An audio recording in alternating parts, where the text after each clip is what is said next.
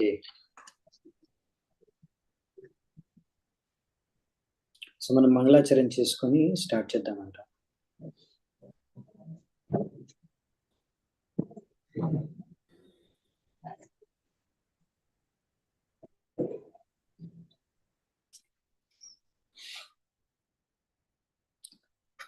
ఓం అజ్ఞానతిమిరాంధస్య జ్ఞానాంజనాశలాకయా చక్షురున్మిళితం యేన తస్మై శ్రీగురవే నమః.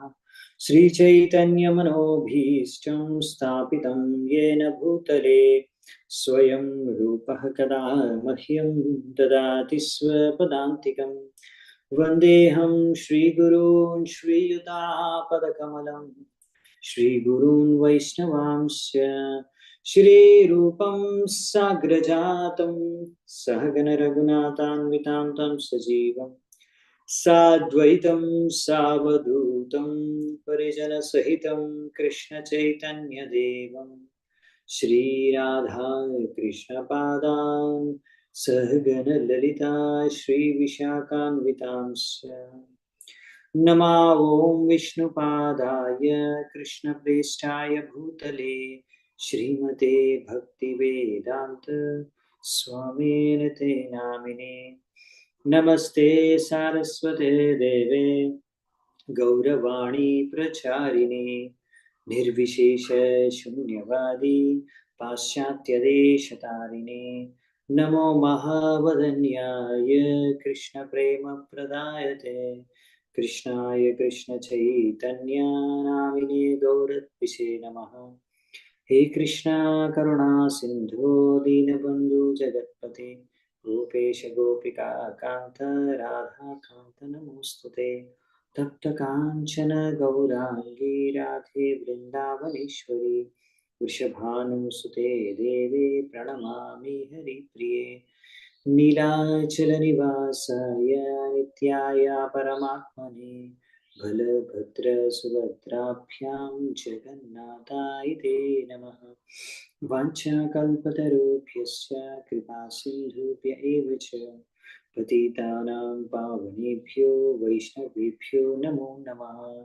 జయ శ్రీ కృష్ణ చైతన్య ప్రభు నిత్యానంద శ్రీ అద్వైత గదాధర శ్రీవాసాది గౌరభక్తవృంద. హరే కృష్ణ కృష్ణ కృష్ణ హరే హరే హరే రామ రామ రామ హరే హరే.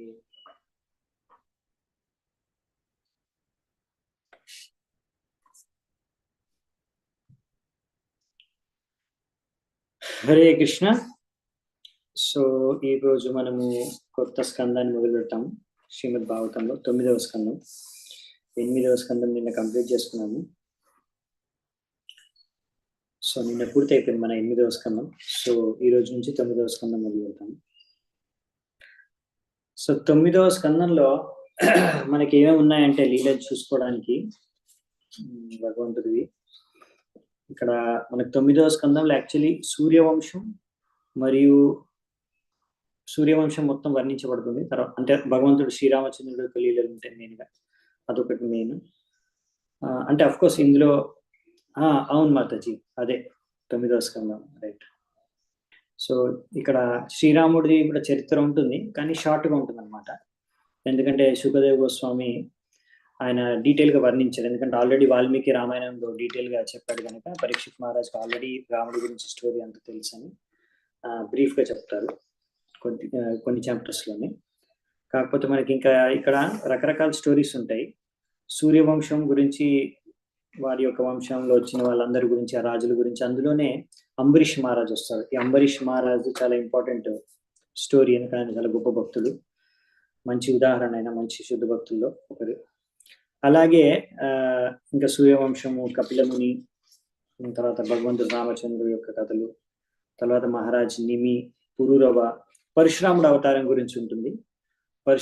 పరశురాముడు అవతారం గురించి ఉంటుంది. ఇంకా యయాతి, ఇంకా పురు వంశము. తర్వాత ఇంకా ఫైనల్ గా అయితే భగవంతుడు కృష్ణుడు వచ్చిన చంద్రవంశం గురించి లాస్ట్కి మొదలవుతుంది ఎండ్లో.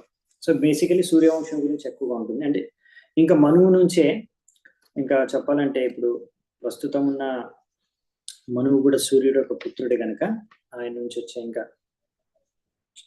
రాజులు వంశం అంతా కూడా ఇక్కడ ఎక్స్ప్లెయిన్ చేస్తారు. సో మొదటి అధ్యాయం వచ్చేసి king Sudyumna becomes a woman. So విచిత్రంగా ఉంది కదా, ఇక్కడ ఒక రాజు సుద్యుమ్న అనే రాజు ఆయన ఒక స్త్రీగా మారిపోతాడంట. ఎందుకు మారుతాడు, అసలు అలా ఎలా జరుగుతుంది? సో ఇక్కడ 9వ స్కందంలో కొంచెం వచ్చే లీలలు అన్ని కూడా కొంచెం ఆశ్చర్యకరంగా ఉంటాయి, మీకు ఆశ్చర్యానికి గురి చేయవచ్చు. అలాంటి స్టోరీస్ ఉంటాయి ఇందులో. మొదటి స్టోరీ అలా ఉంది, ఫస్ట్ చాప్టరే ఈరోజు మనం చర్చించుకుంటాము. రాజా సుద్యుమ్న స్త్రీగా మారిపోతాడంట. సో ఇవాళ రేపు చాలా ఫ్యాషన్ అయిపోయింది, కొంతమంది అలా స్త్రీలు పురుషులుగా మారుతుంటారు, పురుషులు స్త్రీగా మారుతారు.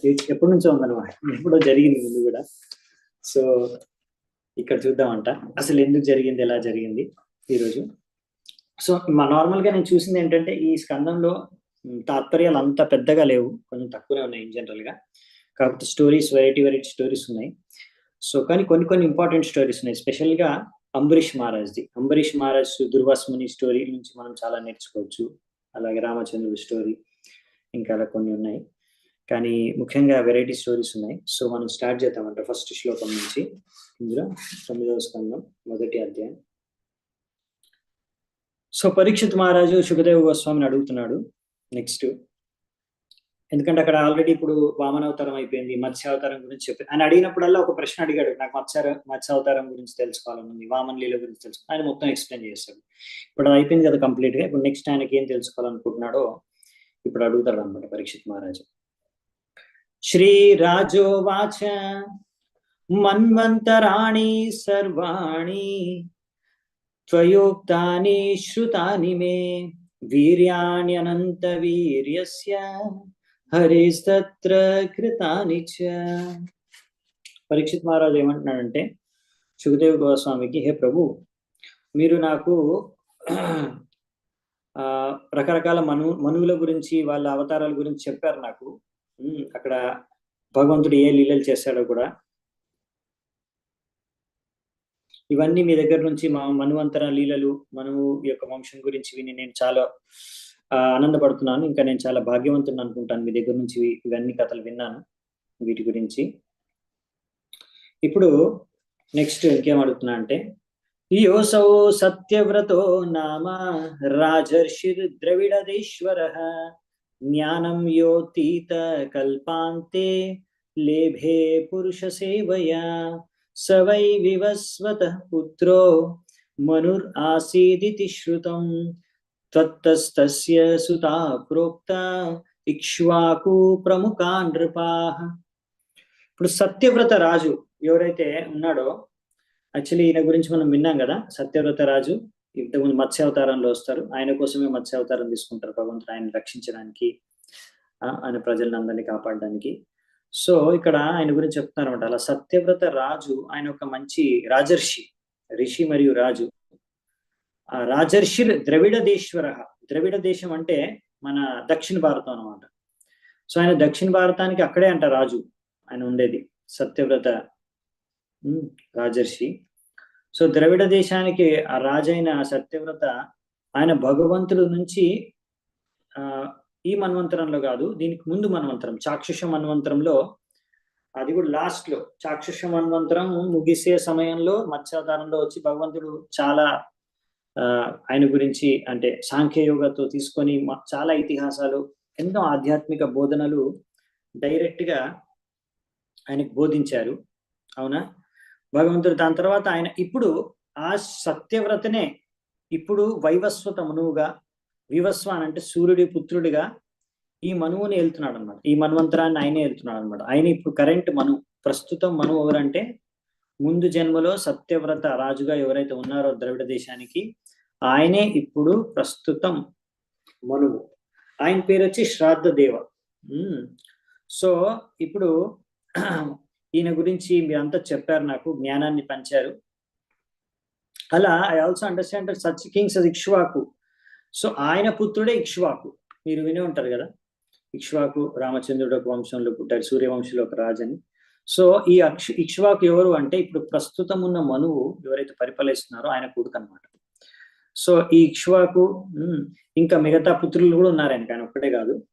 సో వీరి గురించి కూడా మాకు చెప్పావు. సో ఈ విధంగా ఇప్పుడు ఇంకా ఏమడుగుతున్నా అంటే తేషాం వంశం పృథక్ బ్రహ్మన్ వంశానుచరితాని చ కీర్తయస్వ మహాభాగ నిత్యం శుశ్రూషతాం హినః. సో ఓ బ్రాహ్మణ సుఖదేవ్ గోస్వామి, నాకు ఈ విధంగా ఇప్పుడు ఇక్కడ ఈ వంశంలో అంటే సూర్య వంశంలో ఇప్పుడు ఈ మనువు నుంచి ఇక్ష్వాకు నుంచి ఇలా ఇంకా ఎంతో మంది పుత్రులు ఆయనకు వచ్చారు. వాళ్ళ నుంచి వచ్చిన వంశం ఎవరో రాజులు వచ్చారు, ఇంకా చాలా మంది రాజులు వచ్చారు. సూర్యవంశంలో రాజులు అంటే చాలా ఫేమస్. సో అందుకనే ఈ సూర్యవంశంలో వచ్చిన రాజుల యొక్క కథలు నేను వినాలనుకుంటున్నాను ఇప్పుడు మీ దగ్గర నుంచి. రైట్. సో ఇది అడుగుతున్నారు అనమాట. వంశానుచరితాన్ని, ఈ వంశంలో వచ్చిన రాజుల యొక్క చరిత్ర నేను వినాలనుకుంటున్నాను. సో సూర్యవంశంలో వచ్చిన రాజుల చరిత్ర వినాలనుకుంటున్నాను ఇప్పుడు. ఈ వైవస్వత మనువు నుంచి వచ్చిన వంశంలో వచ్చిన రాజులు. ఏ భూతా ఏ భవిష్యాశ్చ భవంత్యద్యతనాశ్చ యే తేషాం న పుణ్యకీర్తీనాం సర్వేషాం వద విక్రమాన్.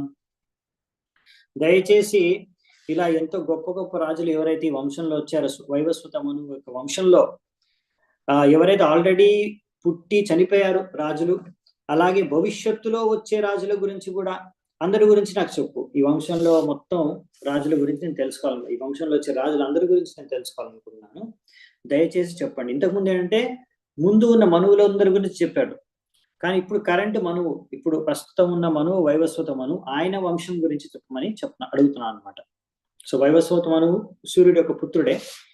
సో ఆ విధంగా ఆయన వంశంలో వచ్చిన రాజుల గురించి ఇప్పుడు చెప్పడం మొదలు పెడతారనమాట.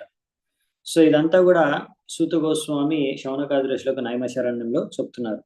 సో అందుకే ఇక్కడ ఇచ్చారు. శ్రీ సూత ఉవాచ ఏవం పరీక్షితా రాజ్ఞ సదసి బ్రహ్మవాదినా పృష్ట ప్రవోచ భగవాన్ చుక పరమ ధర్మవిత్. సో సుత గోస్వామి ఏమంటారంటే, అలా ఎప్పుడైతే శుకదేవ్ గోస్వామి ఎవరికైతే ధర్మం గురించి మొత్తం సరిగ్గా తెలిసిన వ్యక్తి శుకదేవ్ గోస్వామి, అలా ఆయన్ని ఎప్పుడైతే మహారాజ్ పరీక్షితుడు అలా అందరి సాధువులు ఋషిమునుల యొక్క సమక్షంలో ఆయన ప్రశ్న అడిగాడో, ఆ ప్రశ్నకు జవాబుగా అంటే పరీక్షితుడు అడిగిన ప్రశ్నకు జవాబుగా ఇప్పుడు శుకదేవ్ గోస్వామి ఇప్పుడు సూర్యవంశం యొక్క వృత్తాంతాన్ని, ఆయన వంశంలో సూర్యవంశంలో వచ్చే రాజుల గురించి ఇప్పుడు చెప్పడం మొదలు పెడతారు. అందుకే ఈ స్కందంలోనే భగవంతుడు రామచంద్రుడు యొక్క అవతారం గురించి కూడా చర్చించుకోవడం అనేది జరుగుతుంది. సో 7వ నంబర్ శ్లోకం. శ్రీ శుక ఉవాచ శ్రూయతాం మానవో వంశః ప్రాచుర్యేణ పరంతప న శక్యతే విస్తరతో వక్తుం వర్షశతైరపి. శుకదేవ్ గోస్వామి ఏం చెప్తారంటే, హే రాజన్, సరే నువ్వు అడిగావుగా నాకు ఈ మనువు నుంచి, స్వయంభూ మనువు నుంచి, ఇక్కడ వైవస్వత మనువు నుంచి వచ్చిన రాజుల గురించి, సూర్యవంశంలో వచ్చే రాజుల గురించి నన్ను అడుగుతున్నావు. సరే, నాకు వీలైనంత వరకు, నాకు ఎంత వీలైతే అంత నీకు వర్ణిస్తాను. ఇప్పుడు వాళ్ళ ప్రతి ఒక్క రాజు చరిత్రని చెప్పుకుంటూ వెళ్తే వందలాది సంవత్సరాలు గడిచిపోతుంది. ఇప్పుడు పరీక్షిత్ మహారాజ్ దగ్గర 8 రోజులు ఉన్నాయి, ఆయన దగ్గర ఉన్నాయి 7 రోజులు మొత్తం. అందులో ఆల్రెడీ కొన్ని రోజులు అయిపోయాయి. ఇప్పుడు 9వ స్కందం వరకు వచ్చారంటే ఆల్రెడీ కనీసం 4 రోజులన్నా అయిపోయి ఉంటాయి, సంథింగ్ లైక్ దట్. సో అంటే ఆల్రెడీ నీకు ఉన్న గడువే 7 రోజులు, అందులో ఆల్రెడీ ఇంత అయిపోయింది. కాబట్టి ఈ మొత్తం చరిత్ర ఒక్కొక్కరిది రాజు మొత్తం చెప్పుకుంటూ వెళ్తే వందల సంవత్సరాలు పడిపోతుంది. కాబట్టి ఈ ఉన్న మన కొద్దిగా సమయం ఏదైతే ఉందో ఆ సమయంలో ఇంపార్టెంట్ ఏ రాజులు అయితే ఉన్నారో అలా ఇంపార్టెంట్ వాళ్ళ గురించి డీటెయిల్ గా చెప్తాను. మిగతావన్నీ సంక్షిప్తంగా చెప్పి మాక్సిమం ఈ తక్కువ సమయంలో మాక్సిమం ఎంత కవర్ చేయగలిగితే నేను అంత కవర్ చేస్తానని శుకదేవ్ గోస్వామి చెప్తారు. అందుకే రామచంద్రుడి గురించి మరి డీటెయిల్ గా వెళ్ళారనమాట, ఎందుకంటే టైం తక్కువ ఉంది పరీక్షితుడి దగ్గర. అందుకనే ఇంకా పరీక్షితుడికి కృష్ణుడి గురించి వినాలని చాలా కోరిక ఉంది. కాబట్టి కృష్ణుడి యొక్క లీలలు చాలా డీటెయిల్ గా భాగవతంలో వర్ణించడం జరుగుతుంది. రాముడి యొక్క లీలలు అంత డీటెయిల్ గా ఉండవు ఇక్కడ. సో నెక్స్ట్ వచ్చేసి 8వ నంబర్ శ్లోకం.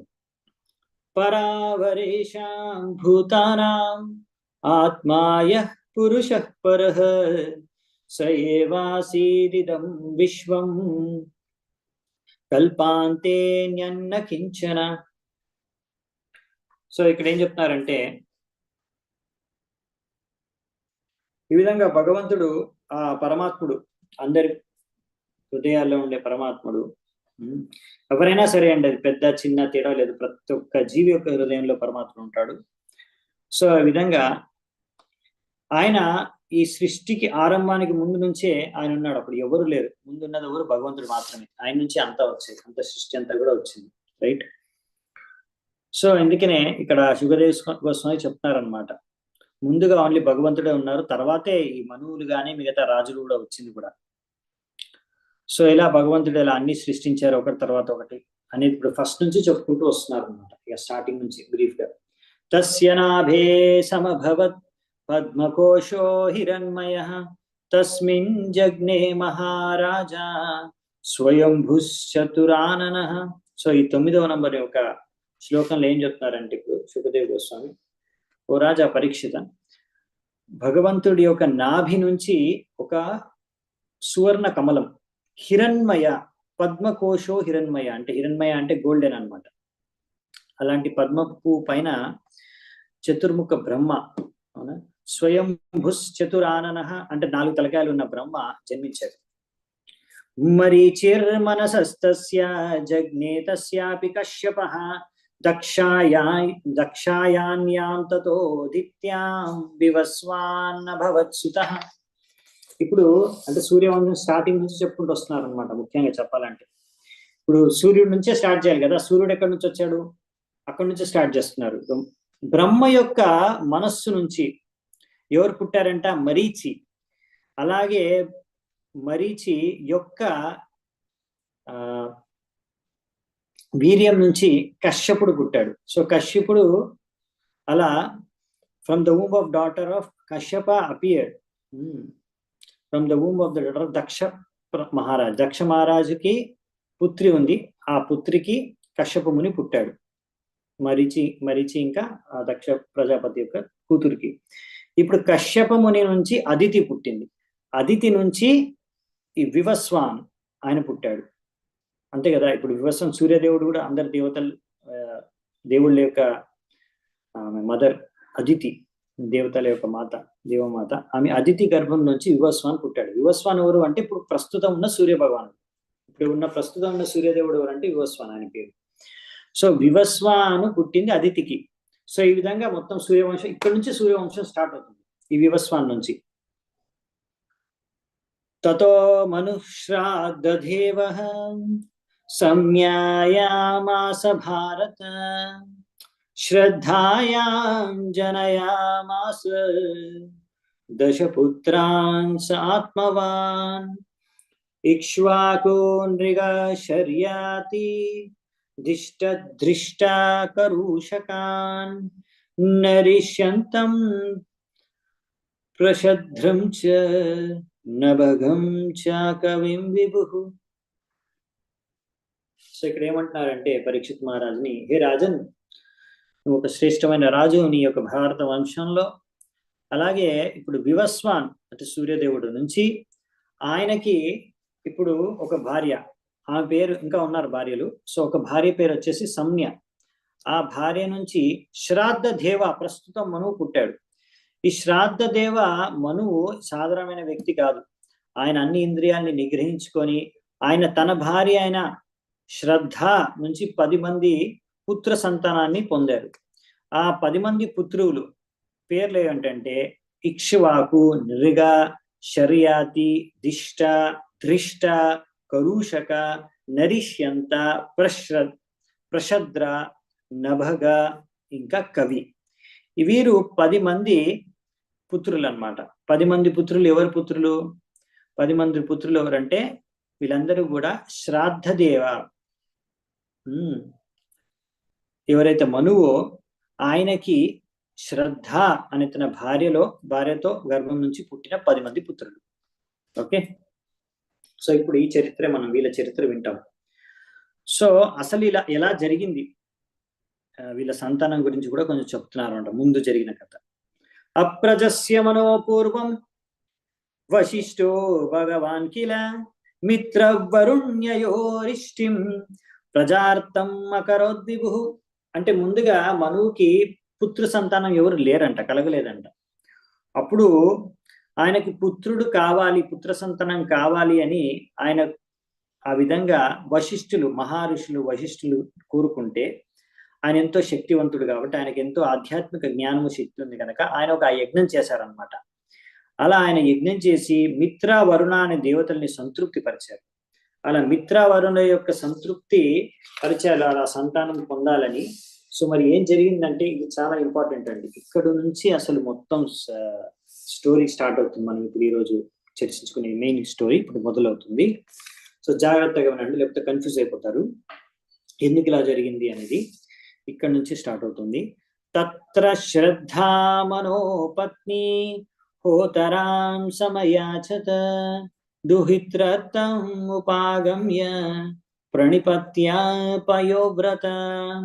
సో ఇక్కడ కూడా యజ్ఞము జరుగుతుంది. ఆ యజ్ఞం జరిగే సమయంలో శ్రద్ధ, ఎవరైతే మనువు యొక్క భార్య, సో ఆమె కూడా పయోవ్రతం అవునా, ప్రణిపత్య పయోవ్రతం.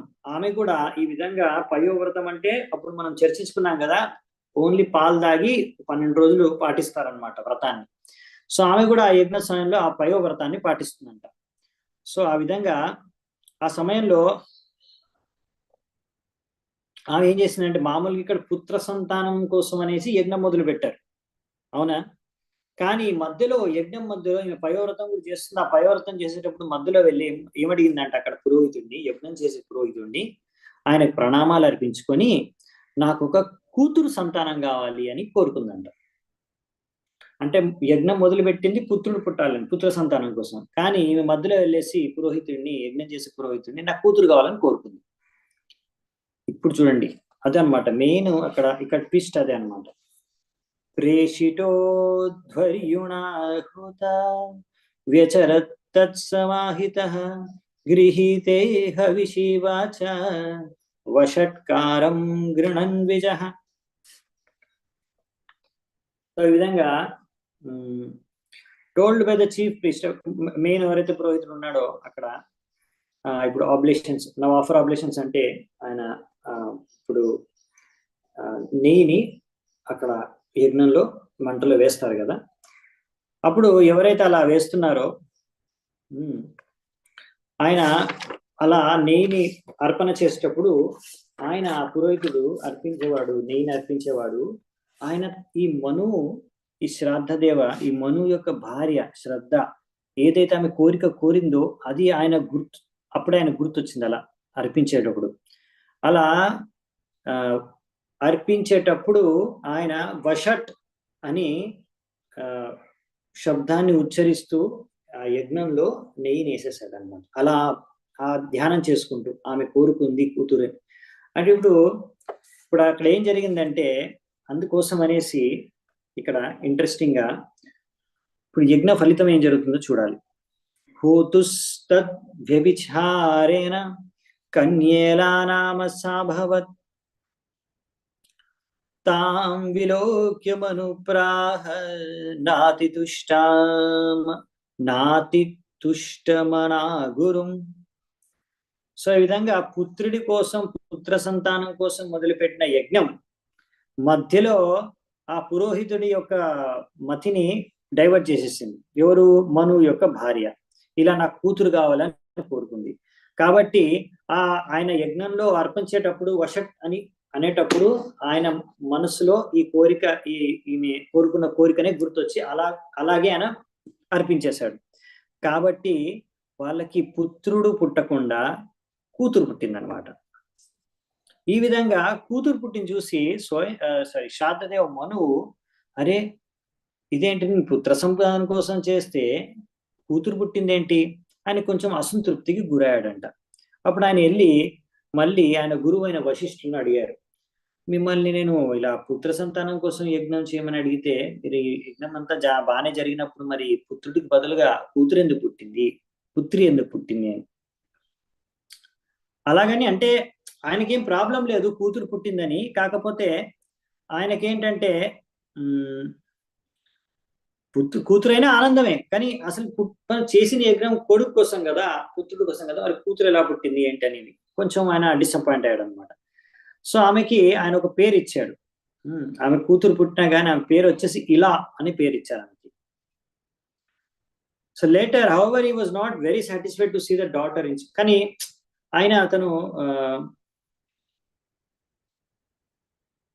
అంత సంతృప్తి చెందలేదు. పుత్రుడు కావాలి, సరే కూతురు పుట్టింది ఓకే, కానీ పుత్రుడు మాత్రం కావాలి. సో అందుకనే మళ్ళీ తర్వాత ఇంకేం సంతానం కలగట్లేదు. సో కాబట్టి ఆయన అలా ఒకవైపు సంతానం కలిగింది అనే సంతోషం, కానీ కూతురు కలిగింది పుత్రుడు పుట్టలేదు అనే బాధ, రెండు మిక్స్ అయి ఉన్నాయన్నమాట. సో అందుకే ఎక్కువసేపు ఆయన ఆనందం, అది కూతురు పుట్టిన ఆనందంలో ఎక్కువసేపు ఉండలేకపోయాడు, మళ్ళీ ఆయనకి అసంతృప్తి మిగిలిపోయింది. సో మరి ఏం చేస్తారంటే ఇప్పుడు వశిష్ఠుని దగ్గర వెళ్ళి ఇక్కడ అడుగుతున్నాడు అలాంటి, భగవన్ కిమిదం జాతం కర్మవో బ్రహ్మవాదినాం విపర్యయం మహో కష్టం మైవం స్యాద్ బ్రహ్మ విక్రియ. హే ప్రభు, మీరు వేదమంత్రాలు ఉచ్చరించడంలో చాలా నిపుణులు కాబట్టి మరి మీరు మీ అధ్యక్షతలో జరిగిన ఈ యజ్ఞం మరి ఎలా విపరీతమైన పరిణామం కలిగింది? పుత్రుడి కోసం యజ్ఞం చేస్తే కూతురు ఎలా పుట్టింది?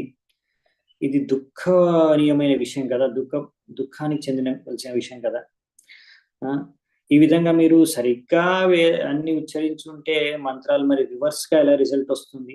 ఎక్కడో ఏం జరిగింది, మరి ఎందుకు ఇలా జరిగింది అని ఆయనకు అర్థం కావట్లేదు, ఎందుకు ఇలా జరిగింది అనేసి. వశిష్ఠులు వాడిని అడుగుతున్నారు ఎందుకు ఇలా జరిగింది అని. సో ఇప్పుడు కాలంలో అయితే అర్థమే చేసుకోలేరు యజ్ఞం ఏంటి, యజ్ఞం ద్వారా పిల్లలు పుట్టడం ఏంటి. ఇప్పుడు వాళ్ళకైతే అసలు దీన్ని విశ్వసించరు, ఈ విషయాన్ని అసలు అర్థం చేసుకోలేరు. లేకపోతే ఇదంతా కట్టుకథలు, లేకపోతే అలా ఎక్కడైనా యజ్ఞాలు చేస్తే పిల్లలు పుడతారా, అదేం పిచ్చి అని కూడా అనుకుంటారు. ఇదేమి నమ్మకం, ఇది మూఢనమ్మకం అని కూడా చాలా మంది కొట్టిపారేస్తారు. అందుకే ఇలాంటి కథలు ఒక్కొక్కసారి విన్నప్పుడు ఇప్పుడున్న ప్రజలు ఎవరైతే భక్తులు కాదో వారికి నమ్మకం కలగదు. ఇంకా చాలా మంది పేరుకే భక్తులు ఉంటారన్నమాట, వాళ్ళు ఎప్పుడు శాస్త్రాలని చదవలేదు. అంటే వాళ్ళు ఎందుకు భక్తులు అంటే ఆ మందిరానికి వెళ్తారు, నమ్మకం, మాకు నమ్మకం, ఈ భగవంతుడు అంటే నమ్మకం, ఈ దేవుడు అంటే నమ్మకం, ఈ దేవత అంటే నమ్మకం. ఏం నమ్మకం? నా కోరికలు తీరుస్తాడనే నమ్మకం, అంతే. ఆ నమ్మకంతో వాళ్ళు వెళ్తున్నారు, నమ్ముతున్నారు, అంతే. వేరే ఏం లేదు. వాళ్ళు ఒకటి ఏంటంటే నా కోరిక తీరుస్తాడు, అదే నమ్మకం అనమాట. ఇంక వేరేది ఏం లేదు. అది కోరిక తీరలేదు అనుకోండి, ఇంకో రోజు తీరుస్తారంటే అక్కడికి వెళ్ళి ఆయన భగవంతుడు పూజిస్తారు. సో ఇలాంటి కొంతమంది భక్తులు ఉంటారు, వాళ్ళకి ఏంటంటే ఇలాంటి స్టోరీలు ఉంటే వాళ్ళకి అర్థం కాదనమాట. ఏమో నిజమో అబద్ధమో కలిగిందో జరగలేదో ఎవరికి తెలుసు. సో అలాంటి వాళ్ళు చాలా మంది ఉన్నారనమాట. అలా ఏమో ఎవరికి తెలుసు, అసలు ఈ శాస్త్రాల్లో రాసిన నిజమో అబద్ధమో ఎవరికి తెలుసు. నా నమ్మకం నాది, ఇప్పుడు నాకు ఇక్కడ వెళ్తున్నాను, నా వరం నేను నాకు కావాల్సిన కోరుకుంటా, నాకు దక్కుతుంది, బస్ అంతే, నాకు ఇంక వేరే ఆలోచించే అవసరం లేదు. సో మాక్సిమం చాలా మంది ఇలా ఉంటారు అన్నమాట.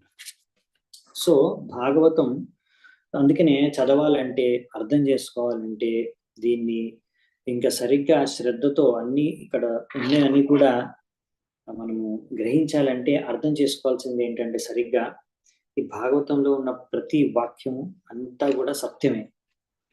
ఇక్కడ వర్ణించబడ్డ ఇవన్నీ చరిత్ర, పురాణాలు అంటే ఏంటంటే ఎప్పుడో జరిగిన కథలు అన్నమాట, ఎప్పుడో జరిగిన ఘటనలు. వాటిని ఇక్కడ ఇంపార్టెంట్ ఘటనల్ని ఇక్కడ కథల రూపంలో ఇచ్చారు. అంటే వీటి నుంచి జరిగిన చరిత్ర, హిస్టరీ రిపీట్స్ అంటారు, అంటే మళ్ళీ అవే విషయాలు జరుగుతుంటాయి. సో ఈ విధంగా హిస్టరీలో అంటే చరిత్రలో జరిగిన విషయాలు, ఘటనలు, ఈ వంశ చరిత్రలు ఇవన్నీ చదువుకోవడం ద్వారా, ముఖ్యంగా భక్తుల యొక్క చరిత్రలు, అలాంటి వంశ చరిత్రలు చదువుకోవడం ద్వారా ఏం జరిగింది అసలు ఆ హిస్టరీలో, పూర్వపు ఏం జరిగింది, అందులోంచి మనం ఎన్నో విషయాలు నేర్చుకొని అలా ఎన్నో శిక్షణలు, బోధనలు, ఆధ్యాత్మిక విలువలు అన్ని నేర్చుకోవచ్చు, జ్ఞానం తెలుసుకోవచ్చు. తద్వారా ఇప్పుడు మనం ఎలా జీవించాలి దానికి అది ఉపయోగపడుతుంది అన్నమాట. సరైన విధి విధానం ఏంటి ఇప్పుడు జీవించడానికి. అలాంటి తప్పులు ఎవరైతే మనం చేశారో పూర్వీకులు, మన పూర్వీకులు కానీ, పూర్వపు రాజులు, వంశంలో ఉన్న వాళ్ళు, పూర్వపు చరిత్రలో ఏవైతే తప్పులు చేశారో ఆ తప్పులు మళ్ళీ రిపీట్ చేయకుండా మనం జాగ్రత్త పడడానికి ఇలా ఎన్నో ఎన్నో లాభాలు ఉన్నాయన్నమాట మనం పురాణాలు చదవడానికి. కాకపోతే దీనికి మనకు ఒక సంపూర్ణమైన నమ్మకం, శ్రద్ధ ఉండాలన్నమాట. శ్రీమద్ భాగవతం, భగవద్గీత ఇలా ఏ ఇతిహాసం, పురాణం, మహాభారతం, రామాయణం ఏ చదివినా సరే ఇవన్నిటి పైన మనకి సరైన శ్రద్ధ, ఇంకా సరైన అవగాహన ఉండాలన్నమాట. సో ఇలా ఇందులో రాసినవన్నీ కూడా అసలైతే నిజాలు, జరిగిన సత్యమైన ఘటనలు అనే విషయం పైన మనకు సంపూర్ణమైన శ్రద్ధ ఉండాలి. ఎంత శ్రద్ధ ఉంటే ఇది అంత బాగా మనం గ్రహించగలం. లేకపోతే స్టోరీ మనకు తెలుస్తుంది, కాకపోతే అందులోంచి మనకు పెద్దగా లాభం అనేది జరగదు అనమాట, కలగదు. సో మరి ఇప్పుడు కూడా ఇలా మరి యజ్ఞాలు చేసి పిల్లల్ని పుట్టించుకోవచ్చుగా, చాలా మందికి పిల్లలు పుట్టట్లేదు, మరి యజ్ఞం చేసి సరిపోతుంది కదా అంటే, చూడండి ఇలాంటి యజ్ఞాలు ఇప్పుడు చేయడానికి ఈ కలియుగంలో కుదరదు అనమాట. ఎందుకు అంటే ఈ యజ్ఞాలు, చాలా యజ్ఞాలు కలియుగంలో చేయొద్దనేసి మనం ముందే చర్చించుకున్నాము, శ్లోకం కూడా ఉంది. అశ్వ గవాలంబం. సో ఇలాంటి కొన్ని యజ్ఞాల్లో అశ్వమేధ యజ్ఞం, అలాగే గోమేధ యజ్ఞం. ఇందులో ఏంటంటే అశ్వాన్ని, గోవుని అక్కడ యజ్ఞంలో బలిస్తారనమాట. అంటే వాళ్ళకి యజ్ఞం ఫలితంగా మళ్ళీ వారికి కొత్త శరీరం లభిస్తుంది, యవ్వన శరీరం, లేకపోతే భగవద్ధామం ప్రాప్తి, లేకపోతే నెక్స్ట్ డైరెక్ట్ గా మనిషి జీవనం, ఇలా ఏదో ఒక మంచే జరుగుతుంది ఎవరైతే బలిలో భగవంతుడి సంతృప్తి కోసం బలి ఇచ్చినప్పుడు ఆ యొక్క జీవికి. కానీ దానికి మంత్రోచ్చారణ, ముఖ్యంగా బ్రాహ్మణుల ద్వారా, శుద్ధమైన బ్రాహ్మణుల ద్వారా, సరైన మంత్రోచ్చారణ ద్వారా ఎన్నో నియమాలు, పద్ధతులు ఉన్న యజ్ఞం జరగడానికి అన్ని నియమాల ప్రకారం యజ్ఞం ఏ మాత్రం లోపాలు లేకుండా, మిస్టేక్స్ లేకుండా జరగాలి. సో అవన్నీ ఇప్పుడు జరగడం అనేది కలియుగంలో చాలా కష్టం అనమాట. అలా సరిగ్గా ఉచ్చరించకపోతే ఇవన్నీ కర్మకాండి యజ్ఞాలు అనమాట. ఇవన్నీ అంటే ఏదో ఫలాన్ని ఆశించి మనము ఈ యజ్ఞాన్ని చేస్తున్నాం అనమాట. సో కనుక ఆ కర్మకాండి యజ్ఞాల్లో ముఖ్యమైన విషయం ఏంటంటే, ఏ మాత్రం చిన్న తప్పిదం జరిగినా రిజల్ట్ తారుమారైపోతుంది అనమాట. అందుకే ఇక్కడ రిజల్ట్ తారుమారైపోయింది అనమాట. పుత్రుడికి బదులు పుత్రి, కొడుకుకి బదులు కూతురు పుట్టింది. అంటే ఎక్కడో ఏదో తేడా జరిగింది. అదే ఇక్కడ ఏం తేడా జరిగింది, ఎక్కడ తేడా జరిగింది మరి అని అడుగుతున్నాడు రాజుల్ని, గురువుని, వశిష్ఠుడిని. మీరు చాలా ఎక్స్పర్ట్ కదా, మరి ఎందుకు ఇలా జరిగింది అని. సో అందుకనే ఇక్కడ ఈ కలియుగంలో ఇవన్నీ వర్కౌట్ అవ్వవు అనమాట. ఇప్పుడున్న బ్రాహ్మణులకి చాలా మందికి ఎలా యజ్ఞాలు చేయాలో సరిగ్గా తెలియదు, మంత్రాలు సరిగ్గా తెలియదు, ఉచ్చారణ సరిగ్గా రాదు, ఇంకా శుద్ధత కూడా లేదు. చాలా మంది బ్రాహ్మణులు కూడా మాంసం తింటూ ఉంటారు, ఈ విధంగా మద్యపానం కూడా చేస్తూ ఉంటారు. కాబట్టి ఇవాళ రేపు అసలైన శుద్ధమైన బ్రాహ్మణులు కరువైపోయారు, లేరు అసలు సరిగ్గా. అందుకనే మనకి కలియుగంలో చెప్పింది ఏంటంటే, యుగధర్మం యజ్ఞం కాదు. ఇలా యజ్ఞం ఉంది, కానీ ఇక్కడ ఇంకో రకం యజ్ఞం, అదేంటంటే సంకీర్తన యజ్ఞం. సో యజ్ఞం అంటే అదేదో హోమం, అందులో అగ్ని ఉంటుంది, అందులో నెయ్యి వేస్తూనే ఉండాలి, మంత్రాలు చదువుతూనే ఉండాలి, అదే యజ్ఞం, లేకపోతే ఇంకోటి యజ్ఞం కాదు అనే మన కాన్సెప్షన్ ఉంటుంది. కానీ అది కాదనమాట. అసలైన యజ్ఞం అంటే, యజ్ఞం యొక్క ఉద్దేశం ఏంటంటే భగవంతుడిని సంతృప్తి పరిచే ఏ కార్యమైనా దాన్ని యజ్ఞం అంటారు. ఇది భగవద్గీతలో కృష్ణుడు చెప్పాడు. అసలు రకరకాల యజ్ఞాలు ఉంటాయని కూడా భగవద్గీతలోనే కృష్ణుడు మనకి వర్ణించాడు వాటి గురించి. కాబట్టి సంకీర్తన యజ్ఞం, ఈ యజ్ఞాన్ని ఈ కలియుగంలో మనము చేయాలనేసి మనకి శాస్త్రాల్లో చెప్పారు. భాగవతంలో కూడా వస్తుంది 12వ స్కందంలో, ఇంకా బాగా అప్పుడు చూద్దామండి. ఎందుకంటే కలియుగం యొక్క వర్ణన 12వ స్కందంలో వస్తుంది, అప్పుడు దాని గురించి కూడా వస్తుంది. ఇంకా 11వ స్కందంలో కూడా కొన్ని శ్లోకాలు ఉన్నాయి. మధ్యలో కూడా భగవంతుని నామం గురించి అయితే ఎన్నోసార్లు మనం చూసుకున్నాం, దాని యొక్క విశిష్టత, మహిమ. సో అందుకనే ఈ విధంగా మనం హరే కృష్ణ మహామంత్రం ఏదైతే జపిస్తామో, ఇలా ఏ మంత్రాలు సరిగ్గా ఉచ్చరించకున్నా కానీ ఎన్నో రివర్స్ రిజల్ట్స్ రావచ్చు. కానీ హరే కృష్ణ మహామంత్రం ఏంటంటే అది కూడా మనం కరెక్ట్ గా ఉచ్చరించాలి. కానీ విషయం ఏంటంటే ఇక్కడ ప్రతి ఒక్కరు కూడా ఉచ్చరించవచ్చు. అలా హరే కృష్ణ మహామంత్రం ఉచ్చరించాలంటే మీరు బ్రాహ్మణులే అవ్వాల్సిన అవసరం లేదు, ఎంతో పెద్ద వేద శాస్త్రాల్లో పండితులు అవ్వాల్సిన అవసరం లేదు. ముఖ్యంగా మనము ప్రతి ఒక్కరు కూడా ఈ హరే కృష్ణ మహామంత్రాన్ని ఉచ్చరించవచ్చు. ఉచ్చరించడం ద్వారా మనకు సత్ఫలితాలే కలుగుతాయి అన్నమాట. ఆ ఫలితాలను అందరూ కూడా చూడొచ్చు స్వయంగా.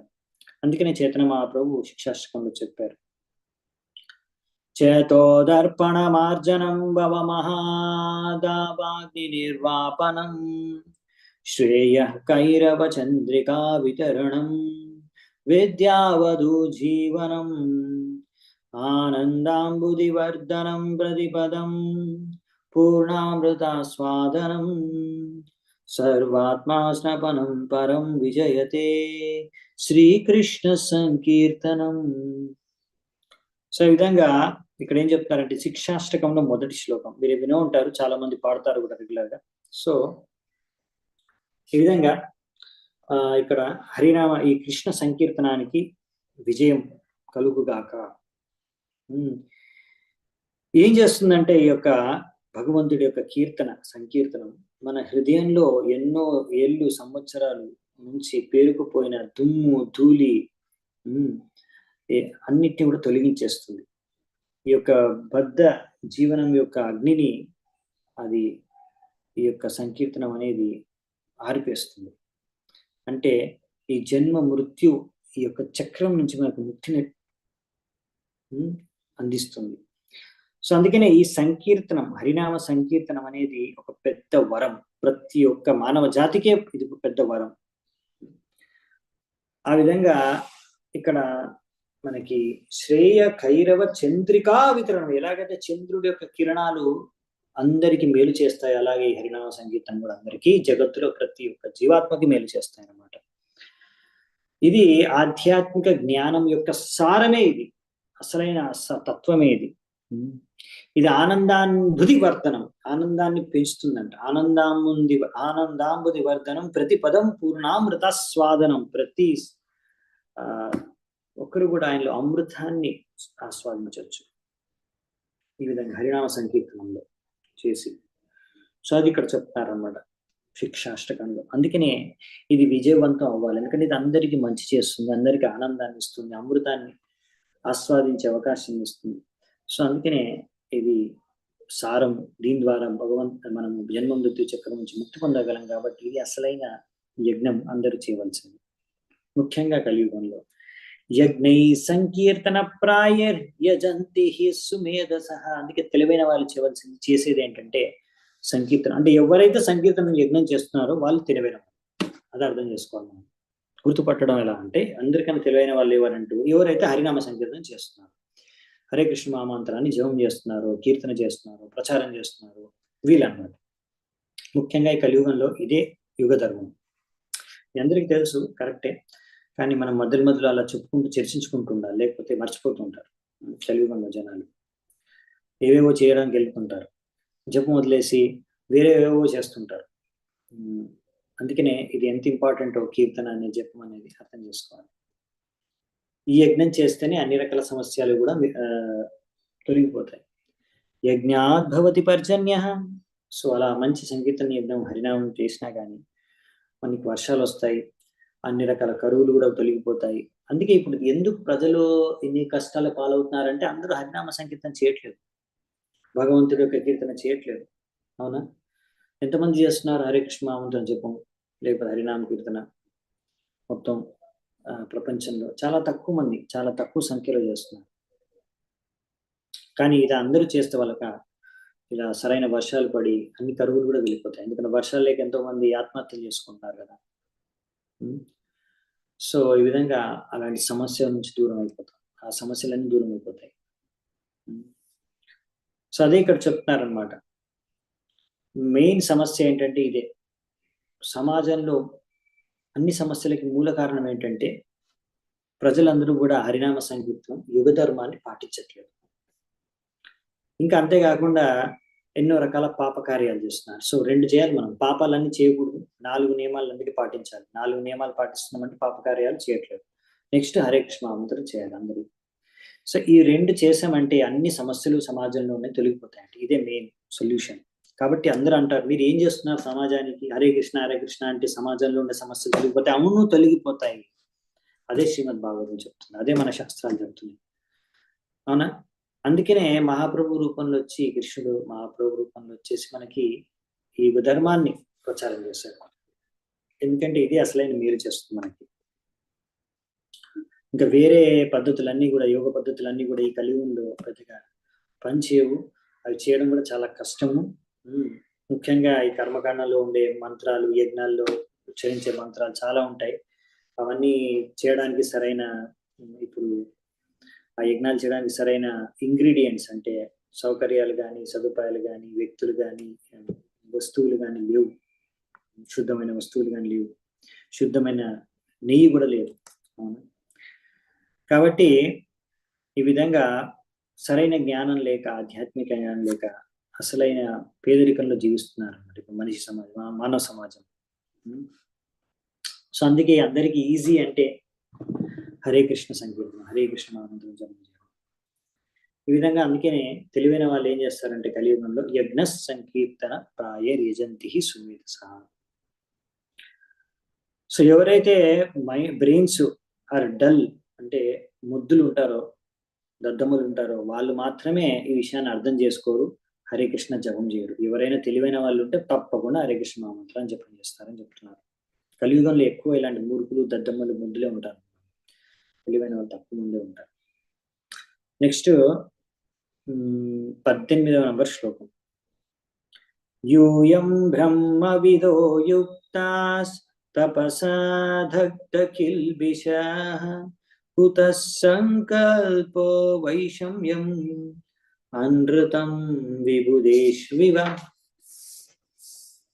ఇప్పుడు ఏం చెప్తున్నారంట నెక్స్ట్, వీరందరూ కూడా ఇక్కడ రాజు వశిష్ఠులకు అంటారు, మీరు సంపూర్ణంగా ఆత్మ నిగ్రహణ పొందిన వాళ్ళు, మనస్సు ఇంద్రియాలన్నీ కూడా నిగ్రహించుకొని ఆ పరమసత్యం తెలిసిన వారు, ఇలా ఎన్నో తపస్సులు వ్రతాలు చేసి మీరు అన్ని రకాల భౌతిక కల్మషాల నుంచి ముక్తి పొందినవారు. అందుకనే మీ యొక్క వాక్యాలు ఆ దేవతల్లాగా ఎప్పుడు కూడా అసత్యం కావు. మీరు ఏ వాక్యాలు అయితే ఉచ్చరిస్తారో అది సత్యం అవ్వాల్సిందే. అలాంటిది మీ యొక్క సంకల్పం అంత గొప్పదైనప్పుడు ఎందుకు ఈసారి విఫలమైంది అని అడుగుతున్నారు. సో ఇప్పుడు రాజుకు అర్థం కావట్లేదు, అంతా సరిగ్గా జరిగినప్పుడు ఎందుకు పుత్రుడు కలగలేదు, సంతానం.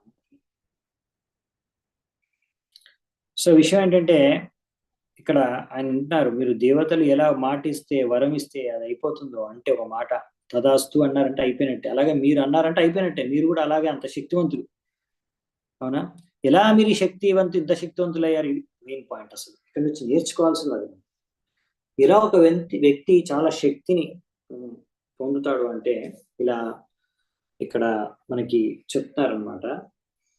ఇలా ఎన్నో తపస్సులు, వ్రతాలు, ఇంద్రియాలు, మనస్సుని నిగ్రహించుకొని ఈ విధంగా ఆధ్యాత్మిక జ్ఞానం, భగవంతుడికి సంబంధించిన పరం సత్య ముఖ్య జ్ఞానాన్ని పొంది ఒక వ్యక్తి అన్ని భౌతిక కల్మషాల నుంచి ముక్తుడైపోతాడంట. అలా శుద్ధమైపోయిన తర్వాత అతను మాట్లాడే వాక్యాలు, అతను ఇచ్చే ఆశీర్వాదం అదంతా కూడా దేవతల్లాగా ఉంటుందంట, అది ఎప్పుడు కూడా అసత్యం అవ్వదంట. మరి అటువంటి మీరు మరి ఎందుకు మీ వాక్యాలు కానీ, మీ యొక్క ఇచ్చిన వచనాలు కానీ పూర్తి అవ్వలేదు, విఫలమయ్యాయి ఎందుకు అని ఇక్కడ రాజు ప్రశ్నిస్తున్నాడు అన్నమాట. నాకు అర్థం కావట్లేదు రాజుకి. సో నెక్స్ట్ ఇక్కడ అంతే అంటున్నారు, నిశమ్య తద్వచస్తస్య భగవాన్ ప్రపితామహ హోతుర్వ్యతిక్రమం జ్ఞాత్వా బబాషేరభినందనం. సో వశిష్ఠుల వారు పితామహులు, ప్రపితామహ మన గ్రేట్ గ్రాండ్ ఫాదర్, ఆయన అందరికీ పితామహులు లాంటి వారు. ఈ వశిష్ఠులు ఈ విధమైన వాక్యాలు, శబ్దాలు విని మనం నుంచి, అప్పుడు ఎవరైతే ఆ పురోహితుడు యజ్ఞం చేశాడో అక్కడ ఏదో తేడా చేశాడు, ఏదో మిస్టేక్ చేశాడు అనే విషయాన్ని గ్రహించాడు.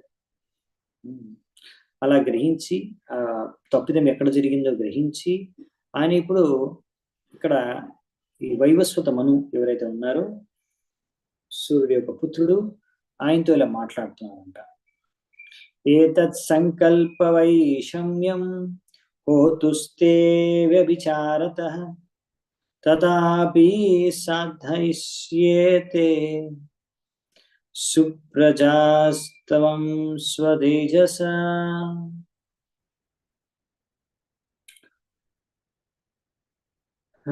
ఇప్పుడు ఎక్కడ తప్పిదం జరిగింది?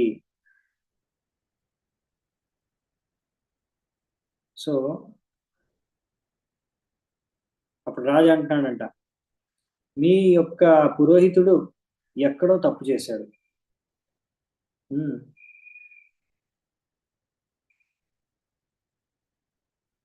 కాబట్టి నా యొక్క శక్తితో నీకు ఒక మంచి సంతానాన్ని, పుత్ర సంతానాన్ని ఇస్తాను అని ఇప్పుడు అంటున్నాడు వశిష్ఠులు.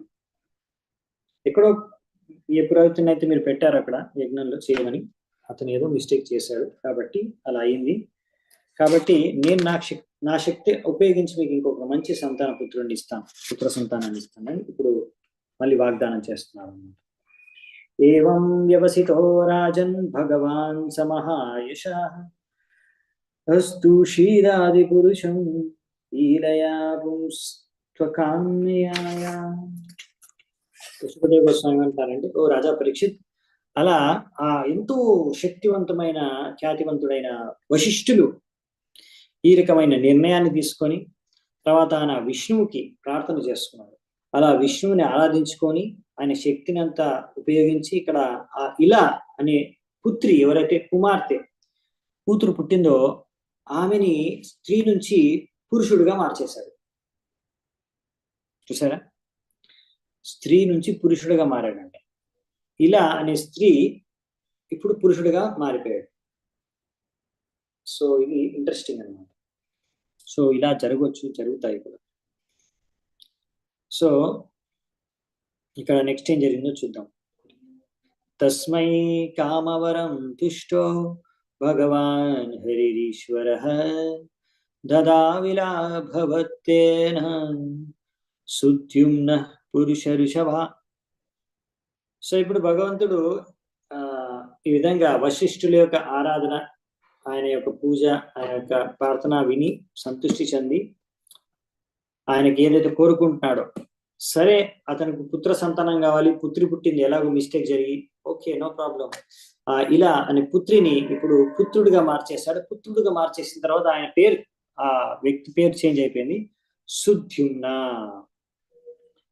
ఇప్పుడు ఆయన పేరు అమ్మాయిగా పుట్టిన వ్యక్తి ఇప్పుడు అబ్బాయిగా మారాడు. ఆయన పేరు వచ్చి సుద్యుమ్న. కన్ఫ్యూజ్ అవ్వకండి, ఇక్కడ సుద్యుమ్న అనమాట ఇప్పుడు ఆయన పేరు. అంటే ఈ మనువు, కరెంట్ మనువు యొక్క పుత్రుడి పేరు, ఒక పుత్రుడి పేరు సుద్యుమ్న. చూడండి, ఇక్కడ ఇంట్రెస్టింగ్ గా ఏంటంటే సుద్యుమ్న స్త్రీగా మారాడు అన్నది అధ్యాయం పేరు. మరి ఇక్కడ ఏంటి రివర్స్ చెప్పారు, స్త్రీ పురుషుడిగా మారాడు కదా ఇక్కడ. మరి స్త్రీ పురుషుడిగా మారితే సుద్యుమ్న పురుషుడు కదా సుద్యుమ్న, మరి పురుషుడు స్త్రీగా మారాడని రాశారేంటి అధ్యాయం పేరు? ఎందుకంటే ఇప్పుడు మళ్ళీ అతను స్త్రీగా మారుతాడు. అదే అన్నమాట ఇక్కడ ట్విస్ట్. సో 23-24 చూద్దాం. మళ్ళీ ఎందుకు మారుతాడు స్త్రీగా తెలుసుకోవాలనుకుంటున్నారా మీరు? సో చూద్దామంట, ఈ రోజే చూద్దాం. ఓకే, ఇంకా కొన్ని శ్లోకాస్ ఉన్నాయి. వచ్చిన తాత్పర్యాలు పెద్దగా లేవు కానీ ఓకే, ట్రై టు సీ.